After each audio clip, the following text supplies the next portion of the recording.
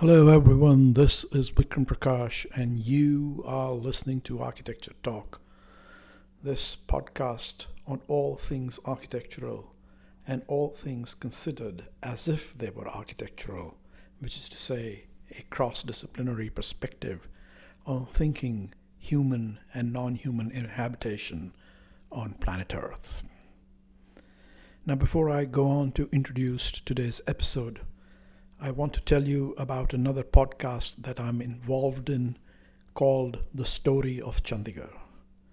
This is a limited series podcast in which I am in conversation with RISD graduate Ishan Chofla, in which we are narrating, discussing, and talking about all the factors and all the design decisions that went into the making of this iconic Nehruvian, South Asian, Indian modernist city. Check it out, Story of Chandigarh. On to today's episode. Today I am discussing the acute and endemic problem of homelessness and the reasons that cause it, and some of the surprising answers that may be forthcoming when one looks at this question from a strictly data perspective. This is the area of expertise of Associate Professor Gregg Colburn here at the University of Washington. He has a book co-authored out on this topic, released about a couple of years ago, and he, in this conversation, brings to us his major findings. I think you will find it enlightening. Here we go. Architecture is really the art and science of turning fiction into fact. Sometimes kind of real architectural life interferes with intellectual architectural life. There is no such thing as architecture. Hi, Greg. Welcome to Architecture Talk. Thank you for doing this. Thanks, Vikram. Good to be with you. I'm so intrigued by this new book that you have coming out, which I think is entitled Homelessness is a Housing Problem. And I think your subtitle is How Structural Factors Explain US Patterns. And I think it's been out like a couple of years or something like that. 2022. 2022, yes. And I think it's co-authored by you and Clayton Page Alder, yes? That's correct. And that's an interesting combination that, you're here in our real estate program here at the University of Washington, the College of Built Environments, and you work on homelessness. But your co-author here, Clayton Page, how would you describe him? Is he the bio says he's a neuroscientist, a journalist, a data scientist. Which is he, neuroscientist or a data scientist? Well, he's both. He's he's a Rhodes Scholar, studied neuroscience, and then moved into data science and journalism. And when I met him, he was working for Pierce County and doing data science and analytics around homelessness. And at the time that we were writing the book, he transitioned back into full-time journalism and now writes for Grist, which is an environmental publication. And actually, he has a new book out as well that speaks to the neurological impacts of climate change. So he's super sharp guy and a good collaborator. And as I said, it was a good collaboration because the book is better than it would have been if one of us had worked on it alone. So that's kind of a good partnership, in my opinion. My sense is that in this book, he's there mostly as a data scientist, right? I mean, looking at data, and also I think, is he also responsible for a lot of the visualization of the data in the book? Is that how you would describe his primary role? Yeah, I think I'd done a lot of the analysis initially and had a sense of it. And then he took data and he was very good in visualization. And then we kind of extended the analyses and he did a lot of that work. I wrote basically the first draft of the book. He's a great writer also. So he would edit and send it back to me. And so, but the visualizations were all him. He's much better at that than I am. And so, yeah, it was a really good partnership. I value him a lot. How did this partnership come about? I mean, were you just guys friends and you decided to work together, or did you initiate the relationship, or how did this come about? Well, I had decided that I was going to write the book and had had conversations with people in Seattle that I knew in the community. A colleague at the Gates Foundation who was overseeing their homelessness investments. I'd bounced the idea off of him, and he was encouraging me to do it. I was still pre-tenure. I went and spoke with our dean and said, "What do you think?" And she said, "Go for it." And then I was kind of testing the thesis on a number of people, and there's a gentleman, a former Microsoft person, who was at the chair of Building Changes, which is a homelessness nonprofit here in Seattle, said, "Hey, you should talk to this guy, Clay. I think you two would hit it off." And so I met Clay and kind of told him about the project. He said, "Oh, it's really interesting."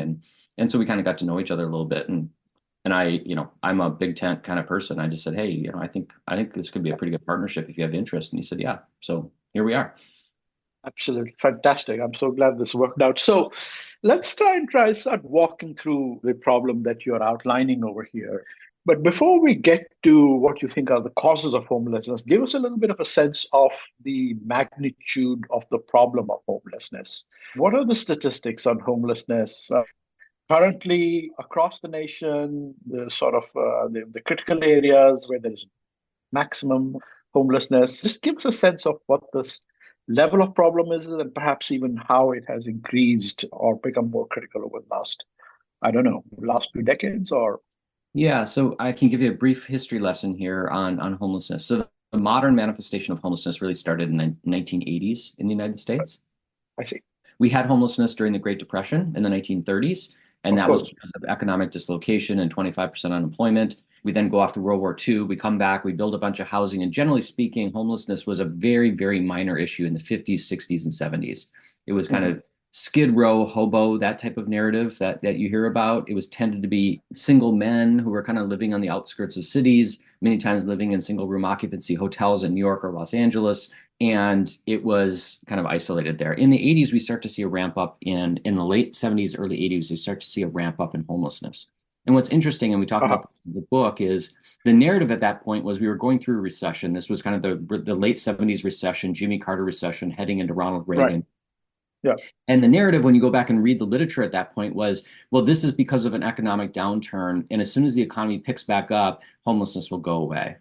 And so whether you like Ronald Reagan or not, there was an economic expansion during the 1980s. Yeah. The economy takes off, employment growth takes off, and what happens is homelessness doesn't go away, which then forces all the conventional wisdom and people to look at this and say, well, what's going on? Because the economy has now gone back. We still have homelessness. What is happening? And basically this kind of structural homelessness has then persisted since the early 80s to now. And it's fluctuated a little bit. It's kind of gone up and down based on a variety of factors, but it's just continued to grow.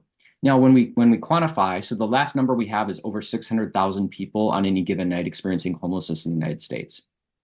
So it's a lot of people. A lot of people. The problem with that number is it's a very hard number to estimate. This is not like doing the US Census. It's very hard to find this population. Sometimes they're under bridges. And so this is an estimate. And all of our evidence would suggest that this estimate is an undercount. And so that's the floor. We should think about that number as the floor, not the absolute number. And if you think about it over a period of a year, because people are cycling in and out of homelessness, it's well understood that we're in the millions of people who experience homelessness at least at some point during a given year. And so that's a huge range, 600,000 to millions. Well, keep in mind, 600,000 is on one night. And so there are a lot of people who may experience homelessness for only 2 weeks and then they're back out. And so think about all the people that are dipping in and out of homelessness over a year, it's easily within the millions. And so if you think about a population of 300 plus million people in the United States, we're approaching 1% of the population will experience homelessness in a given year, which is pretty staggering in a country as wealthy as we are. So that is, that's very staggering. Go ahead. And so that's why this has become a huge issue. And obviously for those of us living in Seattle or a coastal city, homelessness has become part of just the reality of living in a West Coast city. No, but you were trying to trace a trajectory from the 80s to the present. What started in the 80s? How have the numbers grown, or have they been steady as a percentage to this 600,000 to a few million number today? Yeah, we don't have great numbers. We didn't officially start counting until 2007. Prior to 2007, there was no US estimate of the homeless population. There were researchers who were coming up with estimates, and those estimates ranged from 250 to 600,000. We didn't really know. We started the point in time count in 2007. It increased initially. It went down a bit during the decade of the 2010s, and that's the data we used in the book. But what's interesting is as the numbers were trending down a little bit, the variance was increasing, meaning it was becoming more concentrated in our big cities. So while the numbers were going down at a national level, numbers were going up pretty dramatically in Seattle, San Francisco, Los Angeles, Boston, New York, Washington, D.C. So the point of the book was to say, why is homelessness congregating and so extreme in certain cities in the United States? Why is the per capita rate of homelessness 5 times in Seattle versus Chicago? That's a huge difference, huge difference. And No, so but those are both big cities, right? Well, those are both big cities, both vibrant cities, but we Yeah. have 5 times the per capita homelessness. We should want to understand why that's the case. Okay, but before we come to that, let me just spend a few minutes on the first point that you made is it seems like in the last decade or decade and a half or so, the variance or the sort of most of the homelessness is in the bigger has moved into the bigger cities, you said. Well, I Is that right? wouldn't say bigger cities. What I would say is coastal cities. Coastal cities, I see, has Chicago, moved into Chicago the is the third biggest city in the United States, but has 1/5 the homelessness of Seattle. okay. it's So not the just coastal big cities, or just coastal cities. I mean, coastal cities, expensive coastal cities is where homelessness has become more pronounced. okay, expensive coastal cities. So before that, it was more distributed. A little bit, but generally speaking, that's been where it has been most pronounced since we've been counting. There's been this disparity for quite some time, for over a decade. Okay. Okay. So as far as you're concerned, in terms of your reference model, your reference data, which is concentrated in the last couple of decades or decade and a half or so, this has been a steady trend. It's been a steady trend of increasing homelessness in cities like Seattle. Yes. Mm-hmm. Okay. Okay.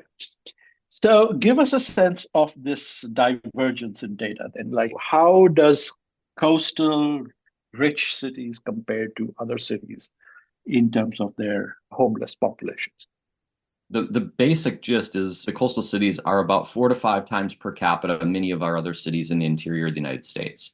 So, as I said, Seattle, San Francisco, Los Angeles, Boston, New York, and DC are the big 6 communities for homelessness in the United States. And all of them have about 5 times the homelessness of Chicago, Detroit, St. Louis, Houston, other big cities that are not on the coast. So what are the actual numbers there per capita in these cities compared to, I don't know, Chicago? Well, they're 5 times. It's about no, but like absolute numbers, like what is the as a percentage of the population, let's say in Seattle? So approximately. Yeah. So this gets into some real detail here. We can certainly go into it, Vikram, but so Seattle counts at the county level. Some places count at the city level. So there's a bunch of detail here that is going to maybe bore your listeners. But so in counties like King County, we're about 5 people per 1,000 per capita homeless. Chicago, Cook County is about 1. So 5 to 1. New York City is about 9 to 10 per 1,000 people per capita. And Indianapolis is about 2. I see. Per capita. So there's and homelessness, when you only count at the city level, some places count at the city level, some count at the county level. We go into detail in this in the book because you can't compare cities to counties because counties have suburbs in them. Yeah.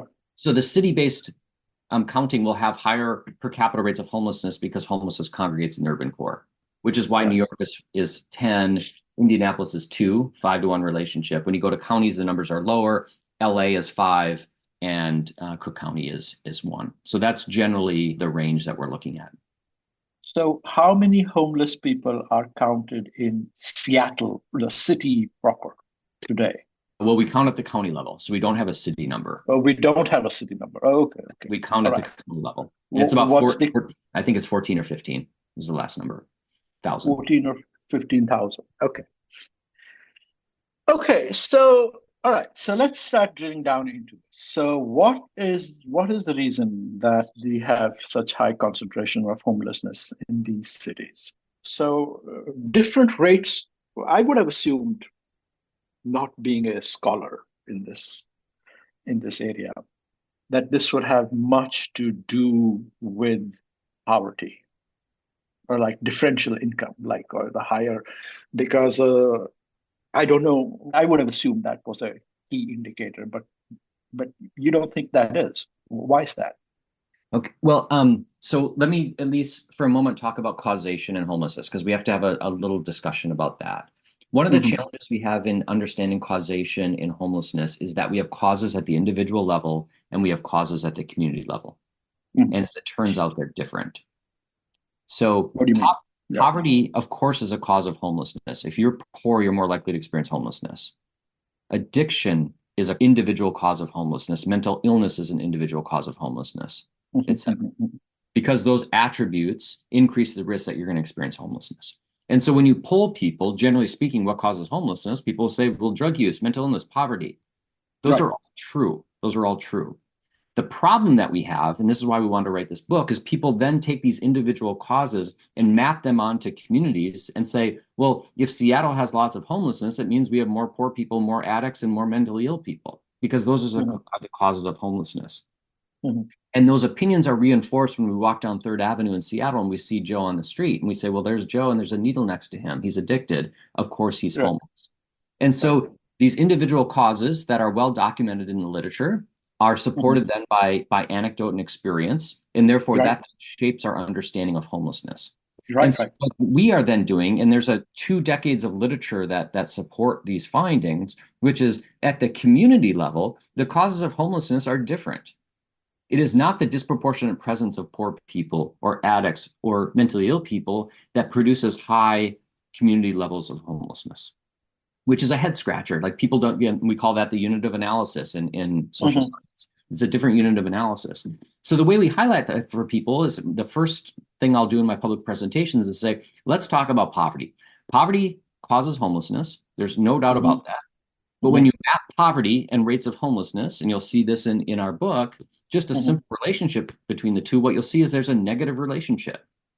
Places with really high poverty, Detroit, St. Louis, Baltimore, Cleveland, have far lower rates of homelessness than really affluent cities like Seattle, San Francisco, and Boston, which are the 3 richest cities in the United States. And so then this is when people kind of tilt their head and scratch their head a little bit, and I'll say this is a bit of a conundrum. So poverty causes homelessness, but disproportionate presence of poverty in your community doesn't produce high rates of homelessness. Homelessness thrives amidst affluence, not amidst poverty. Why? We would argue because the housing market's very different.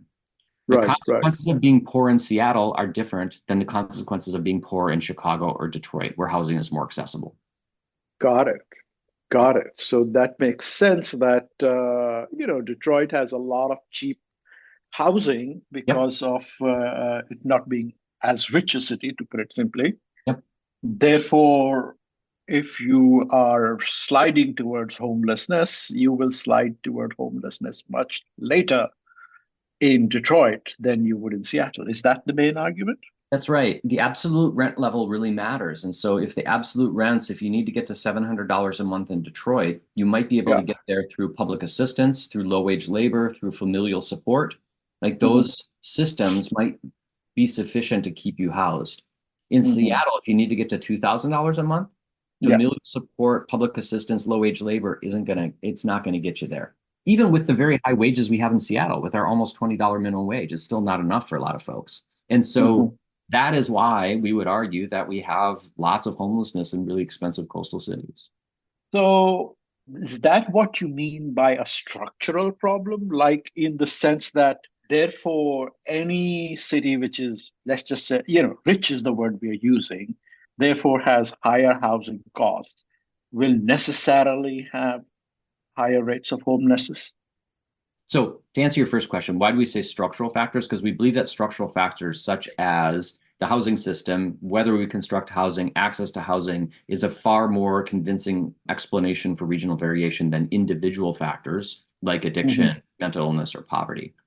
And so what we spend a lot of time talking about in the book is if high rents and low vacancies in the housing market help to explain regional variation in rates of homelessness, why do some cities have really high rents and low vacancies?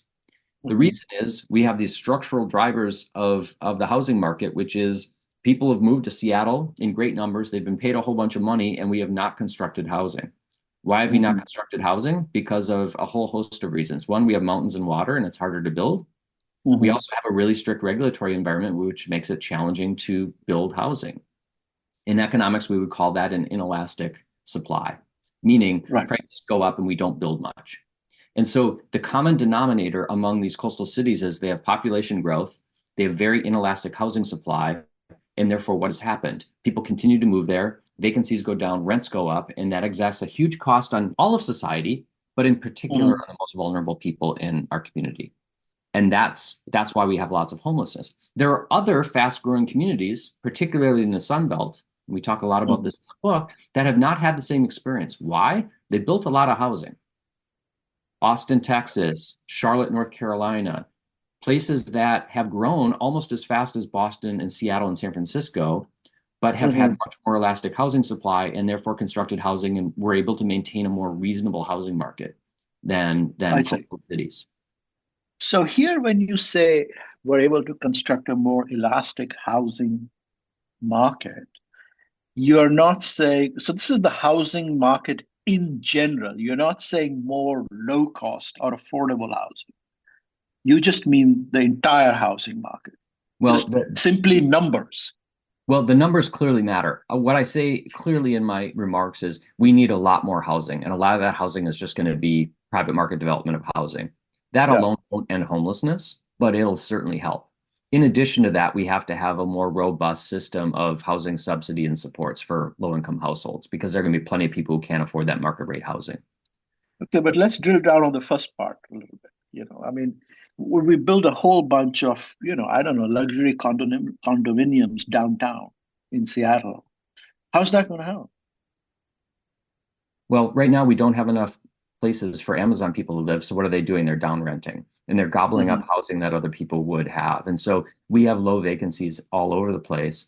What we've not done is accommodated the massive population growth over the last 15 years. And so, as I said, you're taking one aspect of the argument, and what I'm saying is that is necessary but insufficient. The point is that we need, and when I go to communities, what I say is, as you have job growth, you have to pair that with housing growth. And a lot of that housing will be built privately because we don't build housing as a government. We used to, we don't anymore. Yeah. No, I hear you.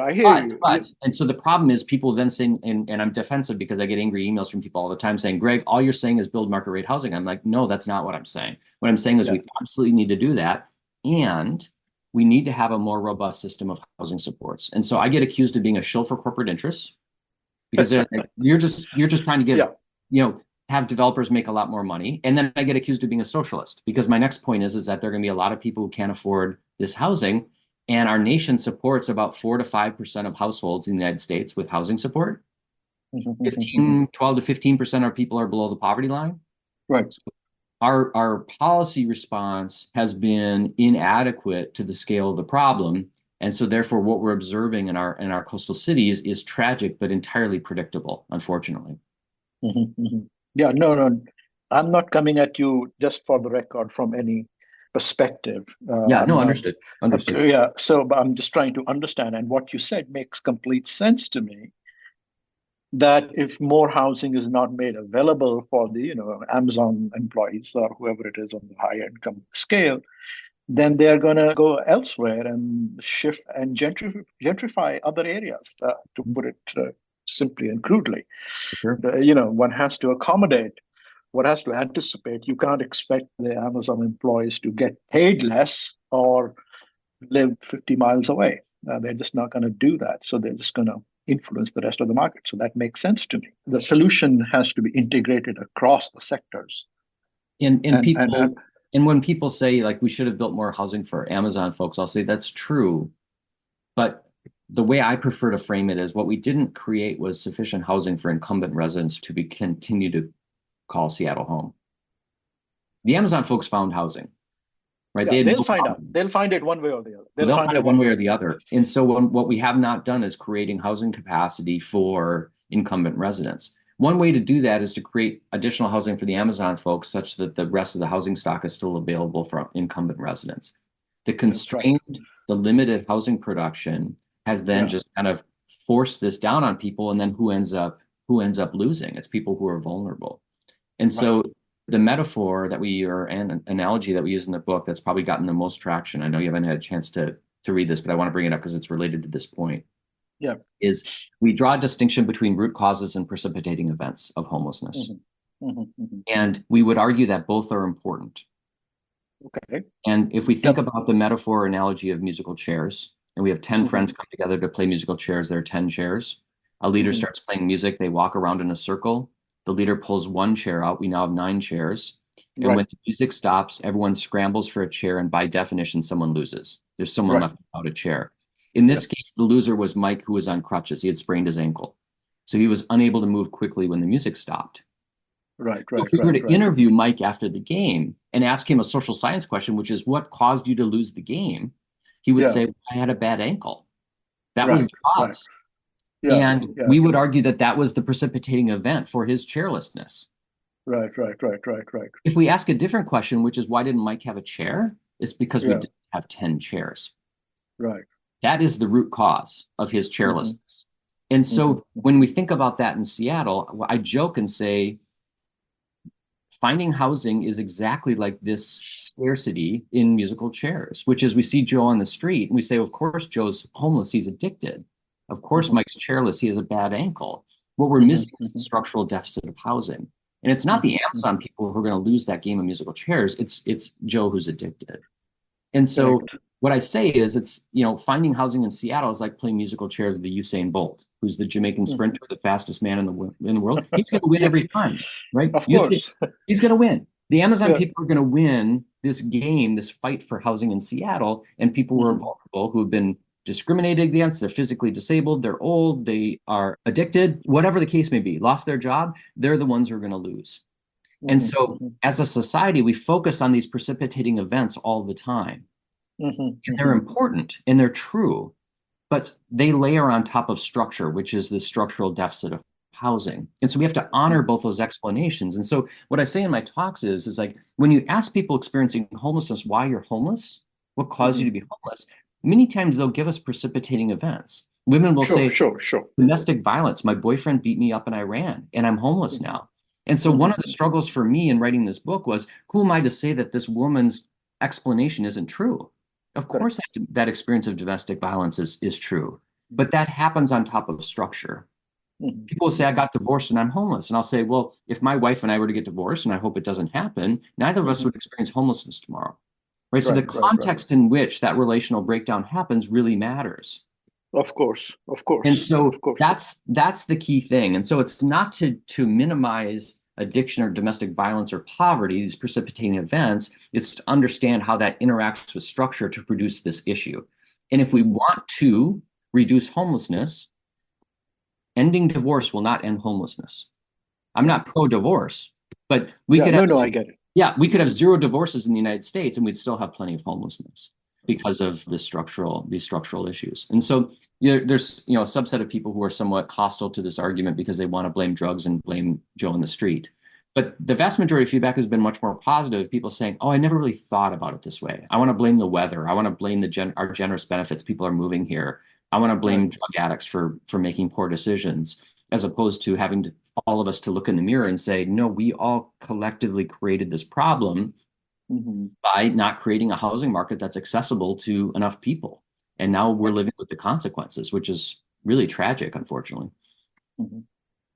Okay, but let's now try and get a little bit deeper into, the holistic solution that you had referred to a little bit. Like, it's increasing the general housing supply coming from the private sector, market rate, etc., for Amazon. But you said, if we were to sort of attack this problem, it will also require other policy initiatives. Will it? Is that part of your argument? For sure. And I think there's a role for government in all of this. I fundamentally believe. And when I get attacked by free market folks, I'll say, I did this for a living for 17 years. I allocated capital. I was an investor. And so what I'm telling you is there is not a private market solution to building housing for homeless people because the returns are not there. You can't make money doing that.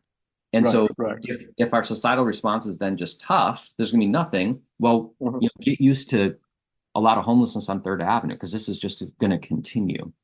And so I believe that government has a couple of roles to play. One is at the local level, government has to figure out a more equitable land use policy. Our intense focus on single family zoning has been exclusionary, and it's directly linked to segregation in urban areas, it is directly linked to the inelastic housing supply because Seattle is zoned 70 to 75% single family. And so we layer a tech boom on top of that, and there's nowhere for people to live because most of the parcels are being taken up by single family homes. And this becomes a very challenging political thing because people like their neighborhoods and their blocks and they don't want anything to change. And I live in a single family home, so I'm not disparaging people who live in those. But the reality is our city has to become denser. We have to change our land use. We have to accommodate more people in our cities. And you know this better than I do, Vikram, but we are a global outlier in terms of urban density. The United States is not even in the ballpark. Even New York City, which is the most dense city in the United States, pales in comparison to many cities in Asia, even in Europe, in terms of urban density, and certainly the global South. So our cities have to change, and local government can do that, in addition to making sure that the regulatory regime will allow for more construction, quicker construction, and cheaper construction of housing. That has to change. It's 700 days to get a permit to build housing in San Francisco right now. 700 days? 700 days. People are dying in the streets, and we're taking 700 days to permit housing. It's unacceptable. I'm not anti-regulation, but there has to be a reasonable ground between appropriate regulation around housing construction and taking 700 days when in a city that needs more housing than any other place in the United States. And so those are some local governmental things. And then if you get that figured out, my home city of Minneapolis, upzone the entire city. There's no more single family zoning. You can have 3 or 4 units on every parcel in the city. And then you can then say, here, private sector, go ahead and build a bunch and build dense, and that will be good for us.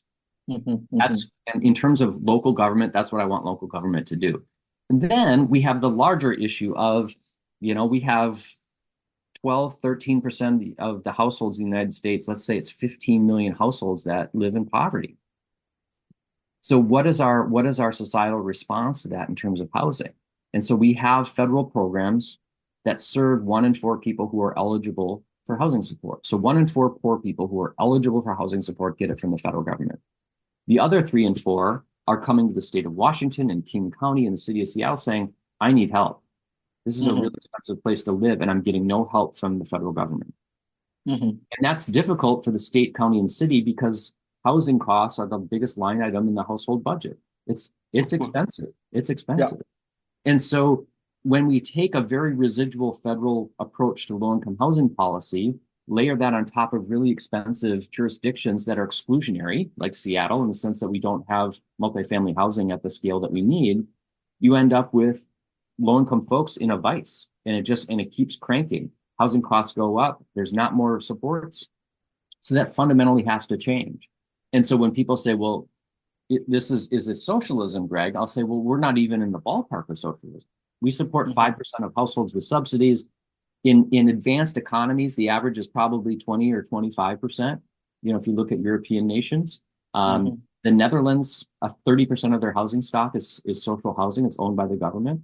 And so there is a massive gap between the United States and many other advanced democratic capitalist nations before you even get into thinking about socialism, in some way. Sure. So what I say to folks is, this isn't normative. This isn't ideology. It's just math. It's just math. You have people with incomes here, housing costs are here, and we don't provide supports. And this is a tragic but obvious consequence. So the shorthand of the math, in a sort of a non-specialist way, what I'm hearing is that we have to simply build more housing when there is more demand. So you got to change regulatory frameworks to do that. But B, that has to be supplemented with proactive housing, basically subsidies of various kind, depending on need. And both those things put together should make for a reasonable condition. Yeah, I would argue that combination is our best chance of making a dent in this. So let's play it out. Let's think about 2 alternate scenarios, because I think this is helpful as a thought exercise. Let's just build the market rate housing and not change subsidy. Right. And which was kind of the question that you had previously. Will that help? Yeah. Would I vote for that if that's the only option? Yes, I would vote for it. But that's not going to end homelessness. But it will hopefully take a little pressure out of the housing market such that rents. Why will that not end for homelessness? As per your argument, it should. No, because, or it should significantly reduce it. Well, no, what I'm saying, that wasn't my argument. My argument was you need to do both. What we're doing now is we're going to separate them to hopefully bring the argument into clarity. Just building more market rate housing will help reduce housing costs, but it still will not help the person who's living in poverty access market rate housing. Okay? Of course. Yeah. So if you're saying we can only do one thing and we can only build more market rate housing, Greg, would you support that? My answer would be yes. But then I would say, but we need to be clear that that's not going to end this crisis.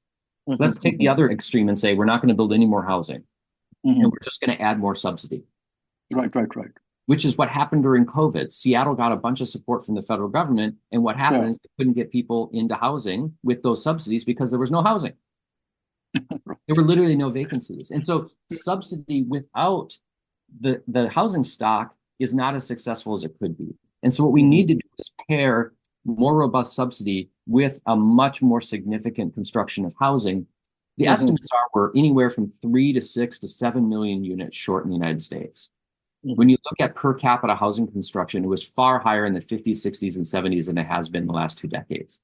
We are grossly underproducing housing. And that just exacerbates all these challenges that we're talking about. It's great if you own your house.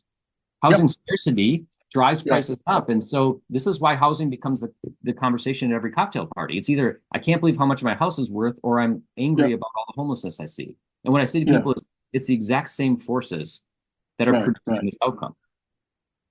Okay, so let's get a little bit into whatever you want to call it, underlying reasons. Like, so why is this? Why is it that we are in this situation, even in whatever you want to call it, let's say liberal cities like Seattle? Why doesn't this change come about?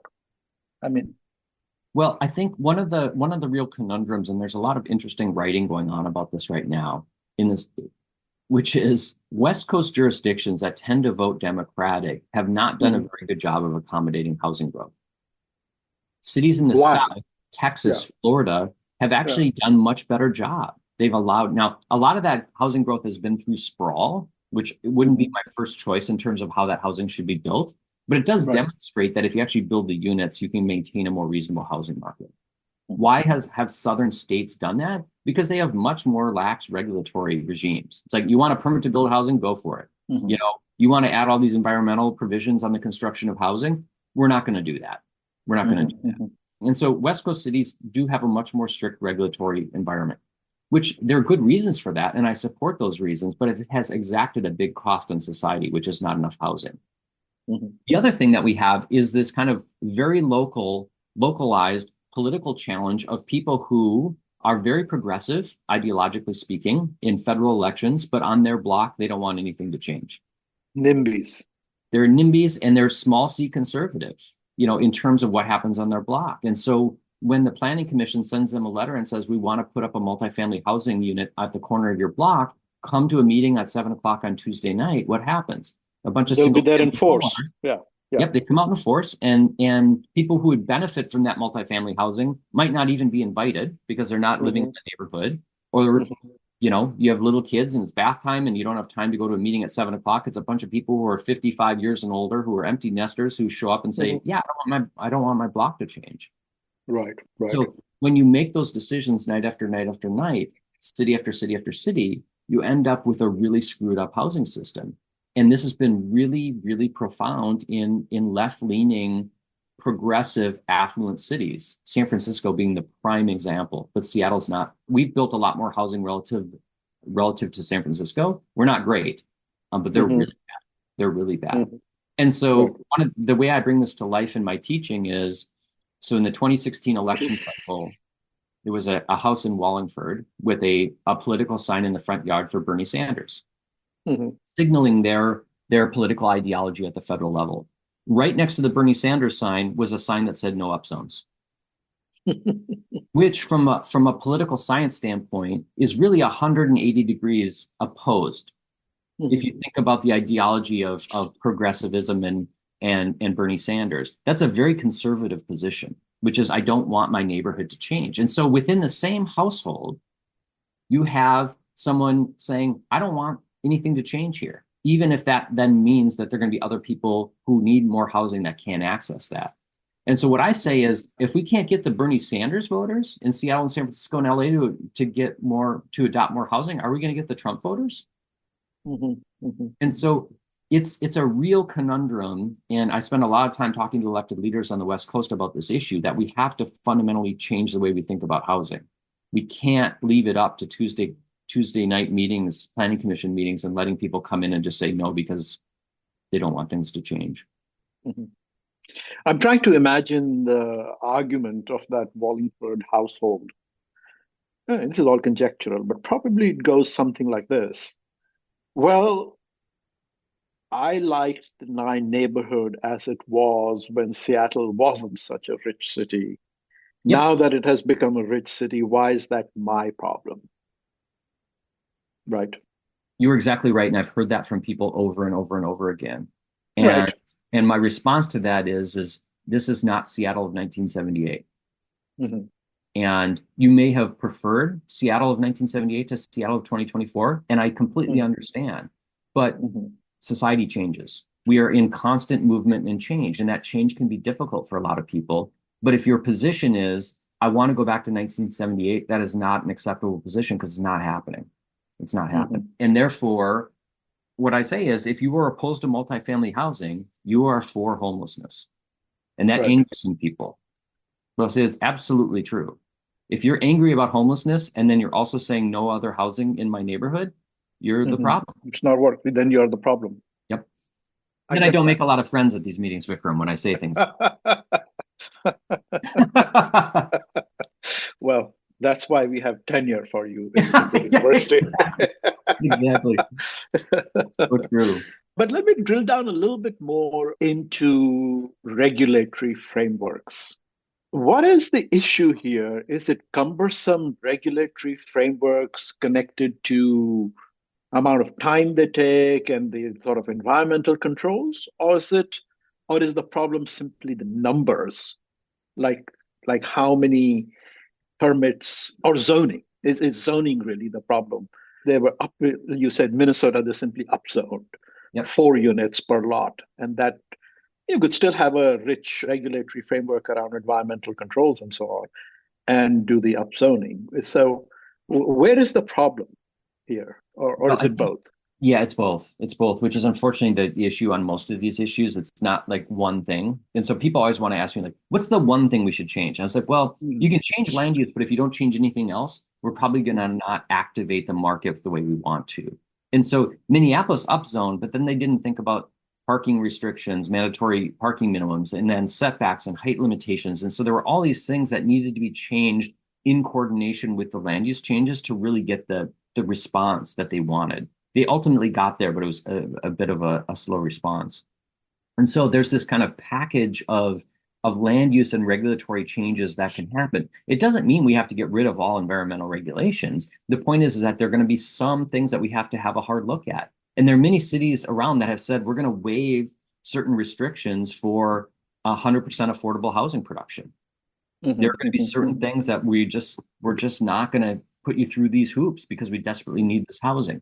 And that's a political conversation. That's a good one to have, right? There are going to be certain regulations that we just say, boy, we can't budge on those. Those are fundamental. We're just not going to change on those. And there'll be other ones that just say this crisis mandates that we set those aside for the time being.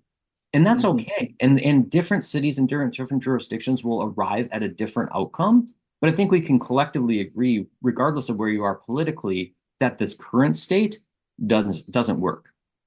And what I'll say to people is, like, if you are frustrated by homelessness in 2024, which I am, and many people are, if we continue to do the same thing over the next 10 years, we're going to think 2024 was the glory days. It's going to continue to get worse. And therefore, we have to do something different. And therefore, that's why we need to have kind of mature adult conversations about what are these differences. And we need to have people with different motivations coming together to say, we have a shared interest in ensuring that third grade teachers can still live in Seattle. We have a shared interest in knowing that people serving coffee at Starbucks are not going to be living in their cars. I have a shared interest in ensuring that my kids can still live in Seattle after they graduate from the University of Washington so that they don't move to the Midwest and I can continue to see them. All of these things that we care about are jeopardized by the way that we have thought about our housing market. And we can have some shared interest there. And and then have good discussions about what changes we need to make. I firmly believe that, but we haven't done a very good job of that to date. Okay, so here towards the end here, let's talk a little bit about transit.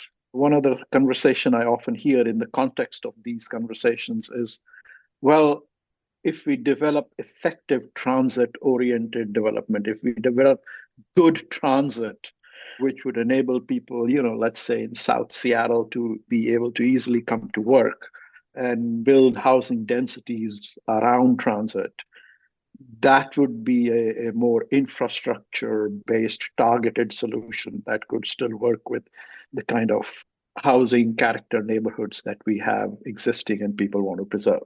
What do you think about transit-oriented development in this context?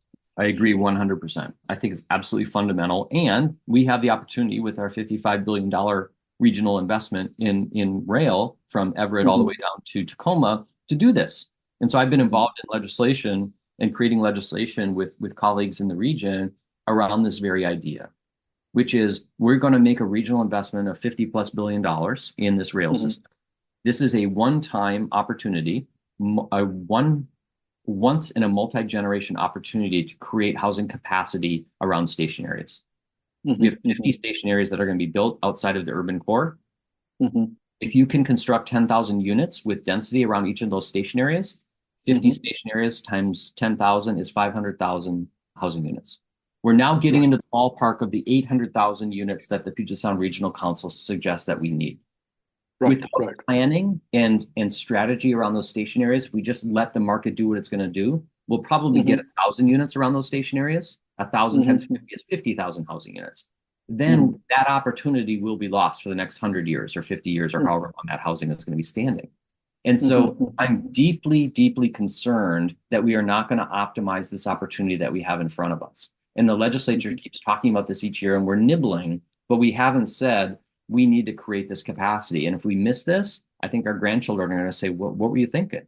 Because what that does, especially with remote work, is it opens up Everett. And you can work for Amazon and live in Everett and commute 2-3 days a week. It's a long train ride, but you're on the train, it'll be pleasant.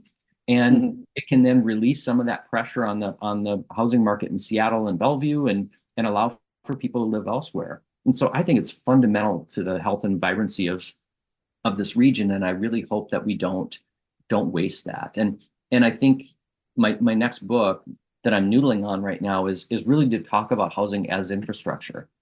We think about transit as infrastructure, and we think about housing as a private good. And so I'm going to start the book with a conversation I had with Governor Inslee, actually in Gould Hall in the College of Built Environments. We had a meeting, and he was in the process of laying out a plan for a $4 billion bonding proposal for housing, which was deemed very aggressive, and it went nowhere in the legislature. Right? It didn't get support from legislators.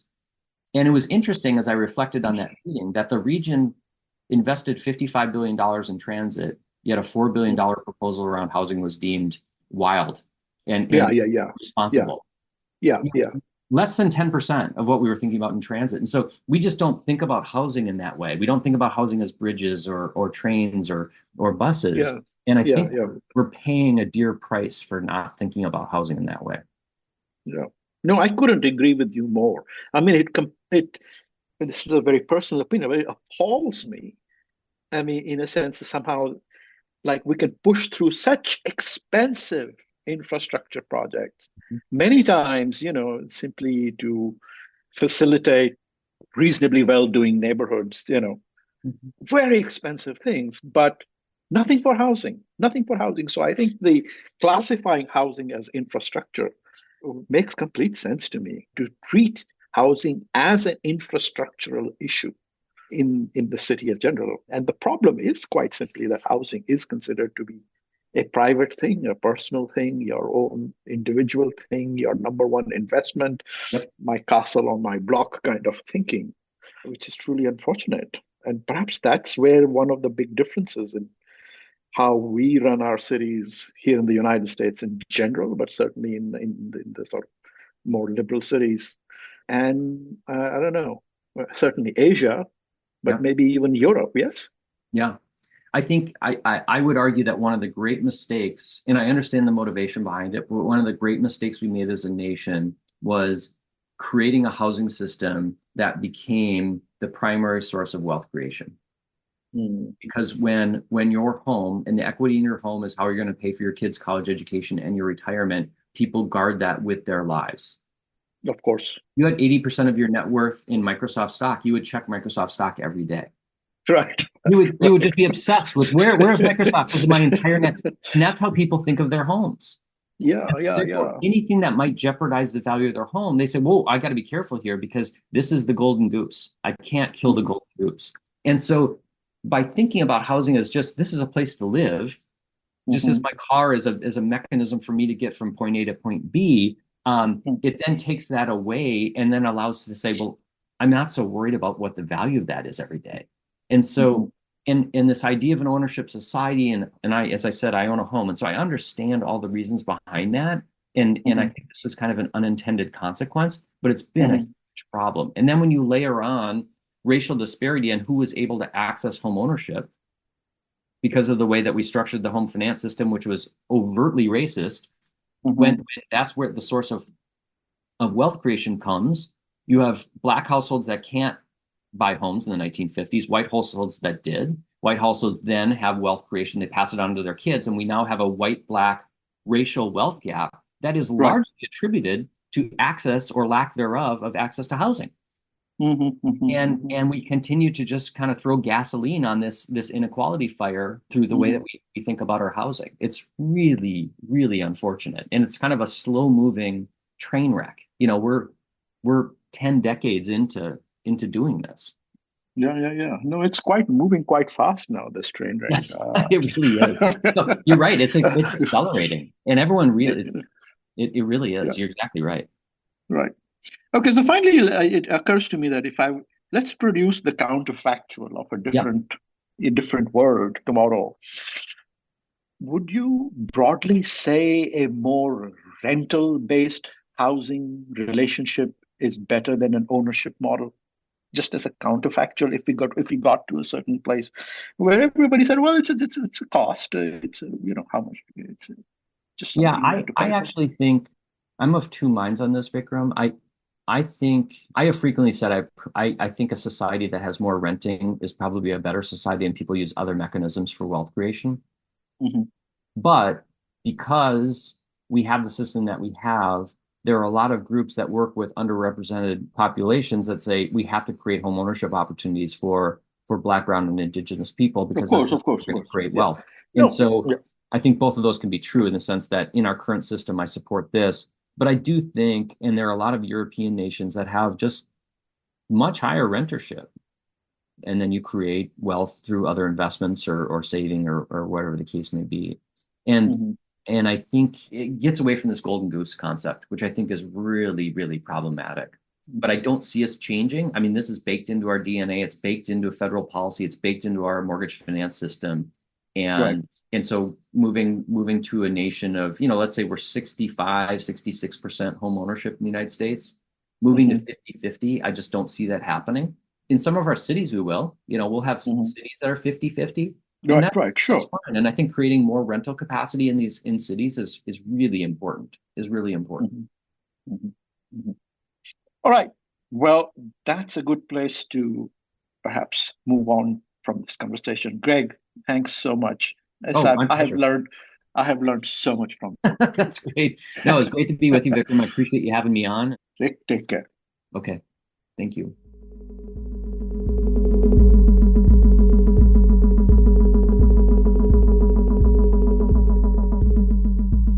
Thank you for listening to Architecture Talk. This is your producer, Mary Lee. We hope you enjoyed the conversation, and if you did, please subscribe and rate us on iTunes or Spotify. We would also love to hear from you if you have any suggestions on new topics or guests. You can always reach out to us on our website, Facebook, or Instagram.